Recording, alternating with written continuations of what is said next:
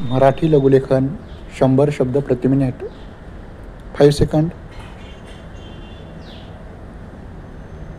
Start.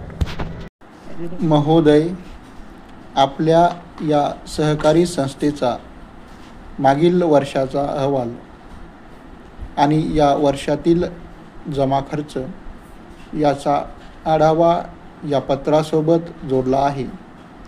तसेच मागील वर्षाच्या जमा खर्चाबाबतचे तपशीलवार विवरण आपणास यापूर्वीच पाठविण्यात आलेले आहे.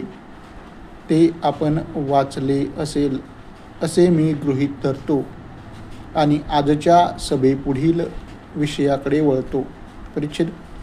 आपल्या संस्थेचा प्रगती अहवाल व जमा खर्चाचा तपशील याविषयी मला प्रामुख्याने एका गोष्टीचा उल्लेख करावासा वाटतो. ती गोष्ट म्हणजे आपल्या सहकारी संस्थेची गेल्या 5 वर्षातील प्रगती. आपल्या सर्वांच्या सहकार्याने आपल्याला जे यश लाभले आहे ते लहान म्हणता येणार नाही.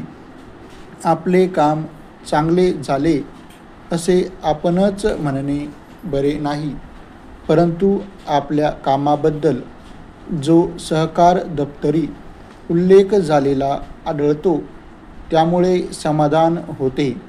आपण आपली सहकारी संस्था सुरू केली आहे.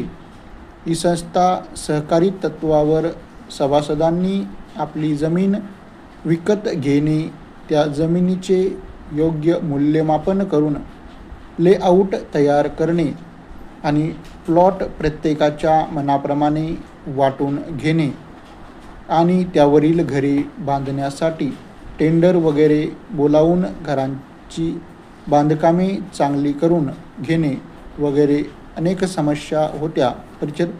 आज पावेतो आपण 410 घरे बांधून पूर्ण केलेली आहेत आणि ती आपल्यापैकी संबंधित सभासदांना दिलेली असून त्यांचा ताबाही त्यांना दिलेला आहे.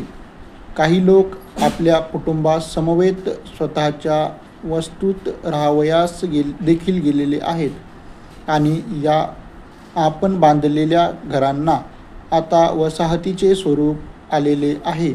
ही एक आनंदाची गोष्ट आहे. या वर्षात एक योजना हाती घेतली आहे आणि त्या योजनेद्वारे वसाहतीतील दुकानांची योजना, रस्ते बांधणी योजना आणि सांडपाण्याची व नलिका कुपांची योजना राबविण्याचा विचार आहे.